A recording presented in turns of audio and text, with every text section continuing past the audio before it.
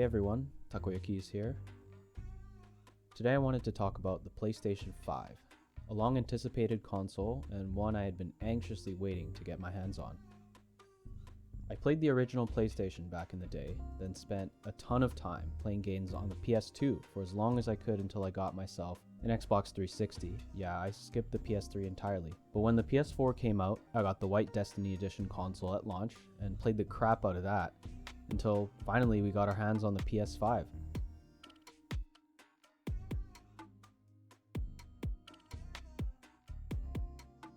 Inside of the box, aside from the console itself, of course, we have the power cord, the controller, the USB-A to USB-C cord, which charges the controller, the quick start guide and other information, HDMI cable, and finally the console stand, which we need to use even in the standing orientation. I'll be showing you how to use this in a minute. The controller, in my opinion, is such a refreshing change, and I'm so glad that they decided to take pointers from the Xbox controller and update their design. It feels great in the hands, and I could not wait to start playing games with this thing. As you probably saw in the beginning of this video, I took out the console with extreme care because this thing is heavy. The original PS4 weighed 6.2 pounds or 2.8 kilograms. This beast weighs almost 10 pounds or 4.5 kilograms. And not only is this heavy, it is also a gigantic console. As for the design, honestly, I appreciate the fact that Sony took a design risk for what possibly could be the last era of gaming consoles as we know it. A lot of people have been saying this for years, but a part of me really hopes consoles won't die off. It felt awkward handling the console itself because some parts of it stick out like fins, and those fins flex and bend with pressure. It didn't feel like it was going to snap or break or anything, but it definitely made me more selective of where to hold the console when I was moving or carrying it around. There are instructions on how to correctly use the console stand. The main part rotates and locks into one of two positions. Which position depends on how you want to place your console. If you want the console upright, you would fix it to the back, like so. And this is what it would look like in the upright position with the console stand. I just did that for show, but if this is the orientation you want, there's an additional step. On the bottom side of the console stand, there will be a screw. You would take this out, take a small circular plastic piece out of the console bottom, then screw the console stand into the console so it stays in place. It's a lot easier if you prefer the console on its side. All you would have to do here is rotate the console stand so the rubber feet are no longer aligned with the plastic fork, let's call it. Then push the rubber tips of the fork into the side, right where you see the engraved squares, triangles, X's, and O's. No screws required.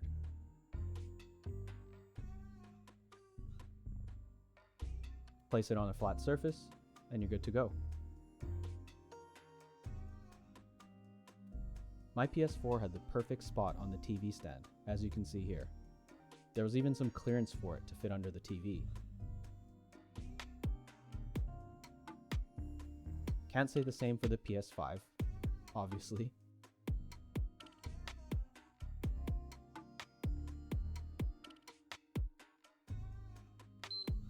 One very minor thing, I wish it made a different sound when you turned it on. It's basically the same sound as when you turn on a PS4, which doesn't really scream next gen, but that's a minor nitpick. Setting up the console was pretty standard, connecting the controller, updates. One cool thing to point out is that the controller also had software, which required updating. I don't recall ever having to do that for the PS4 controller. To kick things off, I decided to try out Astro's Playroom. I think most people would have skipped this game, but I am really glad I gave it a try. It was a lot of fun with great music, and it did an awesome job of showcasing what the new DualSense controller was capable of. Before starting the game, there was a small intro on controller functionalities. I probably spent 10 to 15 minutes on this part alone. One of the coolest features of this controller, the adaptive triggers, really wowed me. There was actual proper resistance to the trigger, which provided an extra level of immersion with the controls. The touchpad made a return here, and it felt smooth with a bit of matte texture on the surface. It has more surface area compared to the PS4 controller.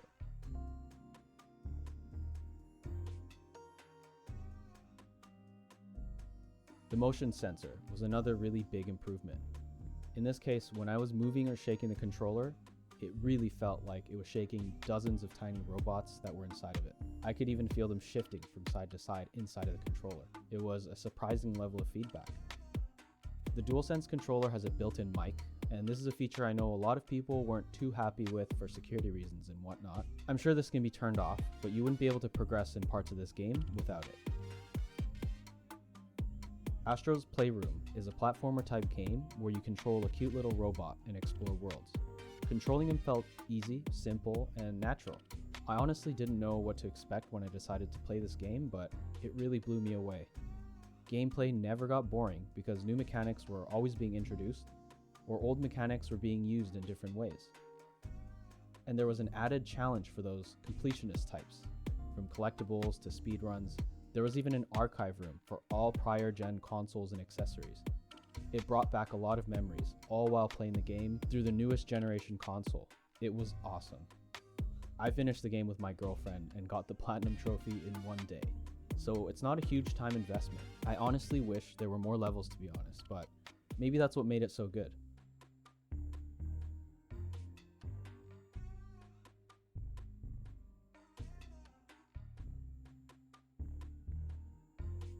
One of my favorite parts about this game, there were so many references to other game franchises. The Monster Hunter one, it reminded me of the 250 or so hours I put into Monster Hunter World.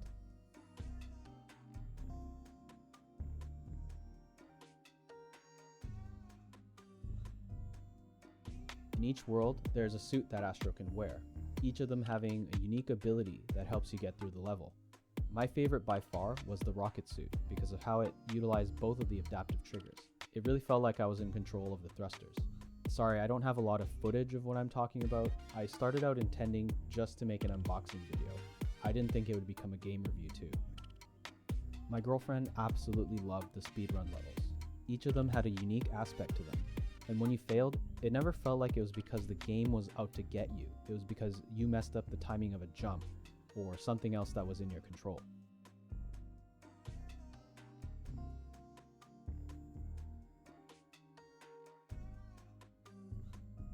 Anyways, back to the console. My final thoughts on the PS5. For me, honestly, it was all about the controller. I had no doubts that Sony would upgrade the technology inside of the controller in this next generation. But I was really hoping they would take a hard look at the Xbox controller and release one of their own that took ergonomics into consideration.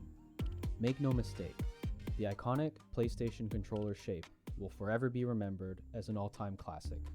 But we can all agree that it was about damn time they changed the design. The joints in my fingers and my wrist hurt like hell when I played for extended periods. It just was not comfortable to use.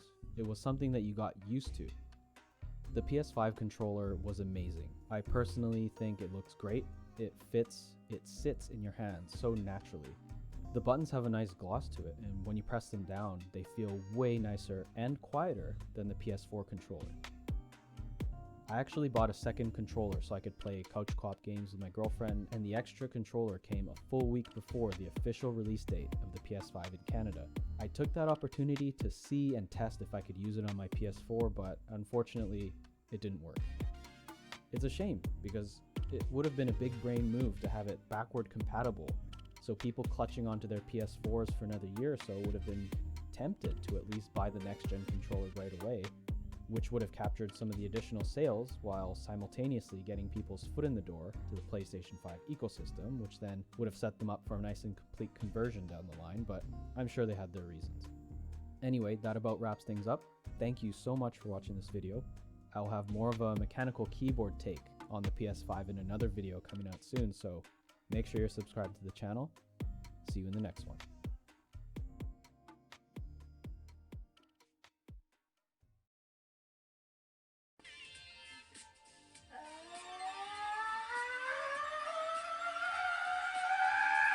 Ha ha